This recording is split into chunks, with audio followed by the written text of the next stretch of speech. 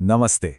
चलिए आज बात करते हैं एक ऐसी शख्सियत की जिनका सफर एक छोटे से तटीय कस्बे से शुरू होकर सीधा भारत के सर्वोच्च पद तक पहुंचा।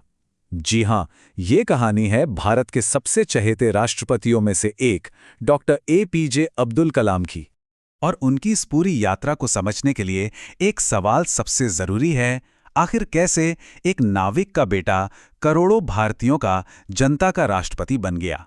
यही वो सवाल है जो उनकी इस असाधारण जिंदगी के हर पहलू को एक साथ जोड़ता है। अब इससे पहले कि हम ये देखें कि ये सफर शुरू कहाँ से हुआ, आइए एक नज़र डालते हैं कि वो किस मुकाम तक पहुंचे। देखिए, उन्हें सिर्फ एक राष्ट्रपति के तौर पर नहीं बल्कि जनता के राष्ट्रपति के रूप में याद किया जाता है। ये एक ऐसी उपाधि थी जिसने उन्हें लोगों के दिलों में एक खास जगह दी। जनता का राष्ट्रपति, ये खिताब उन्हें 2002 से 2007 के बीच भारत के 11वें राष्ट्रपति के तौर पर उनके कार्यकाल के दौरान मिला था। और ये क्यों मिला? क्योंकि वो आम लोगों से बहुत आसानी से जुड़ जाते थे। उनकी सादगी ही उनकी पहचान थी। लेकिन इस मुकाम तक पहुंचने की कहानी शुरू होती है एक बहुत ही साधारण जगह से। जी हाँ, उनकी कहानी की नींव रामेश्वरम की गलियों में रखी गई थी, जो उनके भविष्य की असाधारण उपलब्धियों से बिल्कुल ही अलग थी। जरा सोचिए, ये उनकी यात्रा के दो सिरों को दिखाती है। एक तरफ एक छोटा लड़का जो अपने नाविक पिता की मदद करने के लिए सुबह सुबह अखबार बांटा करता था, और दूसरी तरफ वही लड़का जो आगे चलकर भारत का मिसाइल मैन बना, जिसे भारत रत्न से सम्मानित किया गया और जो देश का 11वां राष्ट्रपति बना। असल में ये जो जमीन आसमान का फर्क है ना, यही उनकी कहानी को इतना प्रेरणादायक बनाता है। तो 15 अक्टूबर 1931 को रामेश्वरम में उनका जन्म हुआ।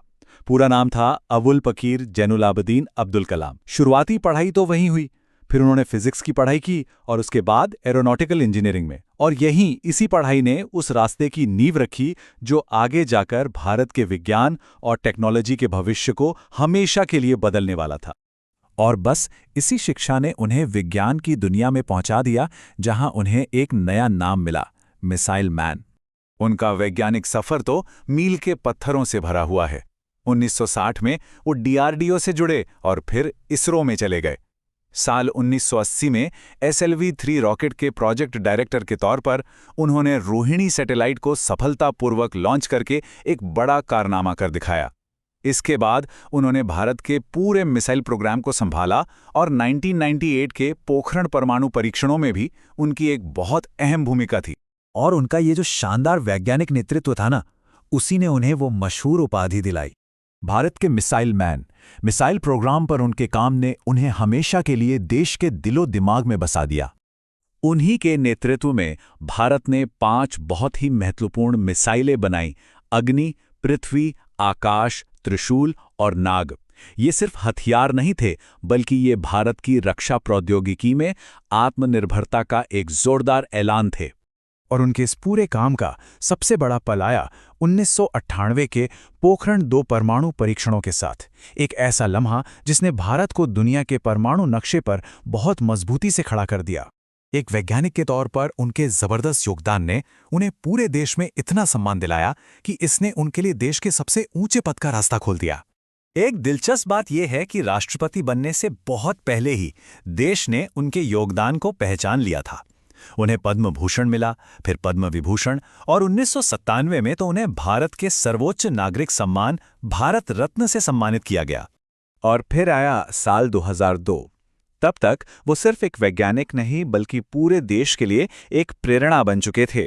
उनके इसी कद की वजह से एक ऐसी राजनीतिक सहमति बनी जो बहुत कम देखने को मिलती है।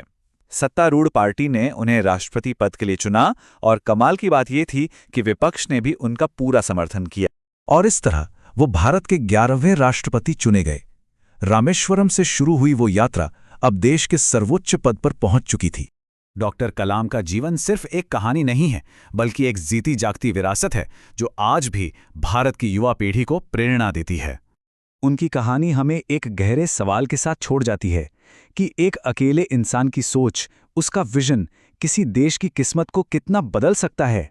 डॉक्टर कलाम का जीवन शायद इस सवाल का सबसे अच्छा जवाब है।